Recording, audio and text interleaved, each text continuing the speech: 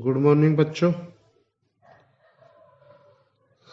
आज हम रूसो के संदर्भ में ही चर्चा करेंगे। रूसो के संबंध में एक क्वेश्चन पूछा जाता है कि रूसो की विचारधारा में व्यक्तिवाद, समाजवाद, निरंकुशतावाद एवं लोकतंत्र के भी अंक छुपे हुए हैं, स्पष्ट कीजिए।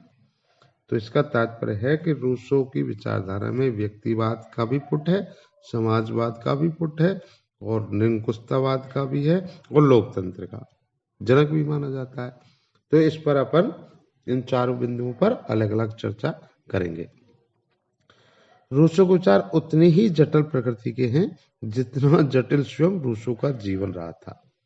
और हार्मोन का मत है कि रूसो के विचारों की व्याख्या उतने ढंगों से की गई है जितने व्याख्याकार हुए। रूसो की विचारधारा में व्यक्तिवाद, समाजवाद, निरंकुशतावाद और लोकतंत्र आदि परस्पर विरोधी विचार देखे जा सकते हैं। अब हम देखेंगे कि रूसो के विचारों में व्यक्तिवाद का क्या पुट है। डिजाइन की अकादमी के लिए रूसो के द्वारा जिन 2 निबंधों की रचना की गई थी, उनमें उसके द्वारा इस बात के लिए बल दिया गया कि मानवीय सभ्यता और तत्संबंधी सामाजिक एवं राजनीतिक संस्थाएं ही समस्त बुराइयों की जड़ है और यदि हम वास्तविक सुख, स्वतंत्रता और श्रेष्ठता प्राप्त करना चाहते हैं तो हमें प्रकृति की ओर लौटना होगा। जैसे दयान सरस्वती ने कहा था वेदों की ओर लौटो, ऐसे रूसो ने कहा था प्रकृति की ओर लौटो।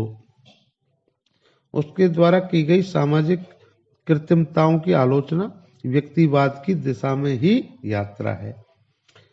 वह इस बात पर जोर देता है कि राज्य और सामाजिक जीवन की अन्य संस्थाओं ने व्यक्तियों की नैतिकता एवं स्वतंत्रता की दिशा में आगे बढ़ने की बजाय उन्हें नैतिकता विहीन और दास की स्थिति में ही पहुंचाने का कार्य किया है। उसके सर्वाधिक प्रसिद्ध ग्रंथ सोशल कॉन्ट्रैक्ट की एक प्रारंभिक पंक्ति है, मनुष्य स्वतंत्र पैदा होता है किंतु सर्वत्र जंजीरों में जकड़ा हुआ है। रूसो के द्वारा राज्य की उत्पत्ति के संबंध में सामाजिक समझौते का प्रतिपादन भी व्यक्तिवाद का ही समर्थन है, क्योंकि समझौता सिद्धांत के अनुसार राज्य एक कृत्रिम संस्था है और व्यक्ति राज्य के बिना भी अपना जीवन व्यतीत कर सकता है। रूसो ने अपने सोशल कॉन्ट्रैक्ट में अनेक स्थानों पर सामाजिक व राजनीतिक बंधनों से व्यक्ति की मुक्ति के लिए आह्वान किया है। वस्तुतः रूसो ने अपनी विचारधारा का आरंभ एक व्यक्तिवादी दार्शनिक के रूप में ही किया है।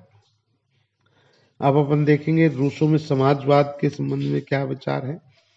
यद्यपि रूसो को एक वैज्ञानिक समाजवादी साम्यवादी नहीं कहा जा सकता, क्योंकि वैज्ञानिक समाजवाद का विधिवत रूप में प्रतिपादन तो रूसो के बहुत बाद में कार्ल मार्क्स द्वारा किया गया है, किंतु उसकी विचारधारा में समाजवाद के बीच स्पष्ट रूप से विद्यमान है और इस बात के कुछ संकेत मिलते हैं कि कार्ल मार्क्स ने भी रूसो से प्रेरणा ली थी। समाजवादी विचारधारा व्यक्ति की संपत्ति तथा अर्थ के विकेंद्रीकरण का विरोधी है।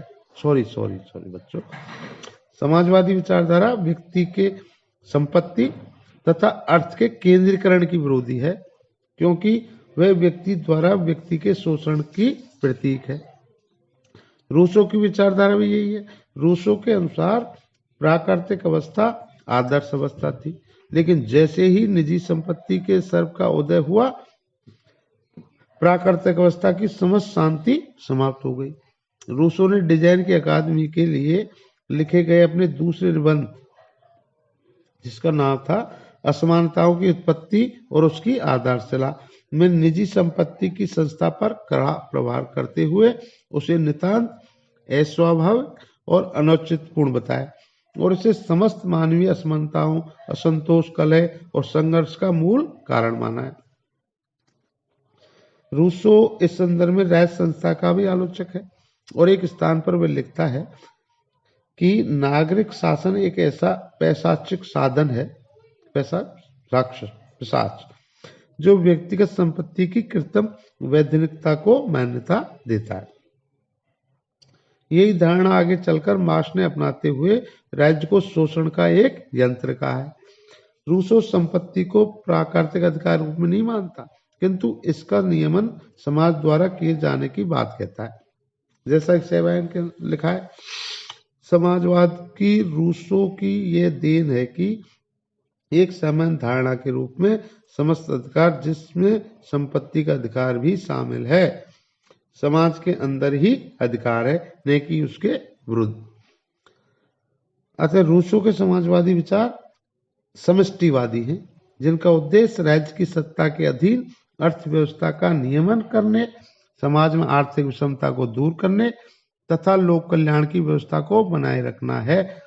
इस दृष्टि से रूसो की विचारधारा में समाजवाद के बीज विद्यमान है। अब क्या निरंकुशतावाद के बीज भी रूसो में प्रतीत होते हैं? पिछले वीडियो में अपन ने देखा था कि जैसा कि वाहन ने कहा है कि रूसो की सामान्य इच्छा हाब्स का सिर कटा लेविथन है। तो निरंकुशतावाद के कुछ लक्षण भी रूसो में दिखाई पड़ते हैं। रूसो को सामान्यतः प्रजातंत्र का अग्रदूत माना जाता है, किंतु उसके दर्शन में कुछ ऐसी बातें भी हैं जिनसे निरंकुशतावाद का समर्थन हुआ है। रूसो के समस्त राजदर्शन का सार सामान्य इच्छा ही बहुत अधिक विवादास्पद है। उसने कहा कि सामान्य इच्छा का पालन करना प्रत्येक व्यक्ति के लिए अनिवार्य है, और यदि कोई सामान्य इच्छा के आदेश का पालन नहीं करता तो उसे ऐसा करने के लिए बाध्य किया जाएगा। अर्थात रूसो ने जबरन स्वतंत्रता का नारा दिया था। साथ ही यह भी संकेत किया है कि राज्य में राजनीतिक दल, चर्च, धार्मिक तथा आर्थिक संकट गठन नहीं हो सकेगा। रूसो की सामान्य इच्छा उन सभी लक्षणों सर्वोच्चता, निरंकुशता, अदेयता, अखंडता आदि से पूर्ण है जो निरंकुशता के आधार समझे जाते हैं, और इसी आधार पर ए डाइड लिखते हैं, रूसो सामान्य इच्छा की आड़ में बहुमत की निरंकुशता का प्रतिपादन तथा समर्थन करता है। रूसो के सामने समझौते में निरंकुशतावाद का एक प्रमुख तत्व यह है कि समझौते में व्यक्ति अपनी समझ शक्तियां का समर्पण कर देता है, और समझौते के परिणाम स्वरूप उत्पन्न सामान्य इच्छा पूर्णतः निरंकुश है। रूसो स्पष्टता पूर्वक इस बात का प्रतिपादन करता है कि राज्य का व्यक्तियों के पूर्ण जीवन पर अधिकार होता है, और व्यक्ति का मूल कर्तव्य राज्य की आज्ञाओं का पालन करना ही है। रूसो की संविदा के आधार पर जिस राज समाज की रचना होती है वह पृथक व्यक्तियों के समूह मात्र नहीं, जिसका उद्देश्य उन व्यक्तियों के हितों का साधन करना मात्र हो, अपितु समाज एक सावयव है और व्यक्ति उसके अभिन्न अंग है। सामान्य इच्छा ऐसे सावयव को विशिष्ट व्यक्तित्व प्रदान करती है, और समाज रूपी इस सावयव को अपने अंगों यानी व्यक्तियों पर निरंकुश सत्ता प्राप्त है। रूसो की इस धारणा को उसके पश्चात आदर्शवादी विचारकों ने अपनाया। जर्मन आदर्शवादी विचारक हीगल ने राज्य की निरंकुशतावादी विचारधारा का प्रतिपादन करने में रूसो से प्रेरणा ली।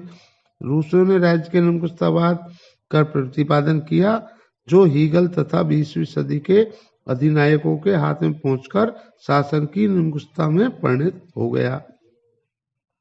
बारकर के अनुसार रूसो वस्तुतः सर्वाधिकारवादी है। उसने संप्रभु की सर्वशक्तिमत्ता पर कोई प्रतिबंध नहीं लगाए हैं। अब रूसो को लोकतंत्र का गुरुदूत भी कहा जाता है।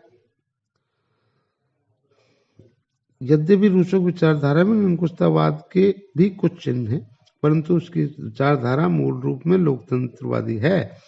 संविधानवादी विचारकों में सबसे प्रमुख लोकतंत्रवादी फ्रेंच क्रांति के प्रणेता रूसो को ही कहा जा सकता है। लोकतंत्रीय धारणा की जैसी सशक्त अभिव्यक्ति उसके दर्शन में ही है, वैसी संभवतः अन्य किसी विचारक के दर्शन में नहीं। तो लोकतंत्र के उसमें अपन कौन कौन से तर्क दे सकते हैं कि लोकतंत्र का गुरुदूत है। प्रथम है, लोकतंत्र लोकप्रिय संप्रभुता की धारणा पर आधारित है, और लोकप्रिय संप्रभुता का सबसे प्रमुख प्रतिपादक रूसो है। रूसो संप्रभु शक्ति जनता में निहित मानता है और उसका विचार है कि जनता के द्वारा संप्रभुता का सतत रूप में प्रयोग किया जाना चाहिए।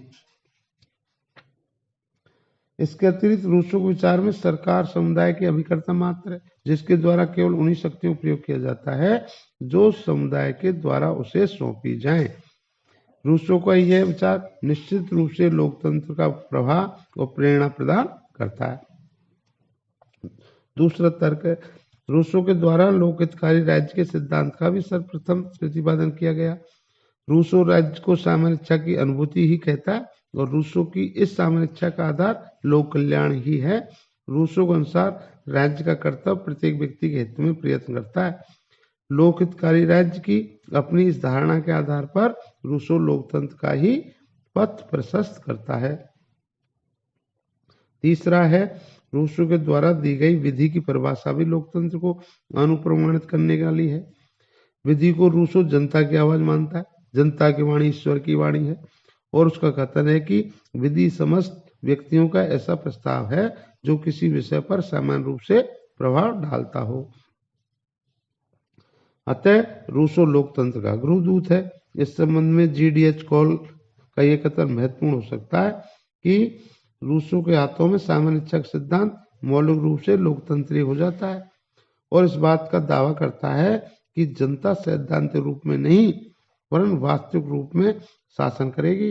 रूसो ने ही राजनीतिक जगत में लोकतंत्र को एक सजीव सिद्धांत के रूप में प्रतिष्ठित किया।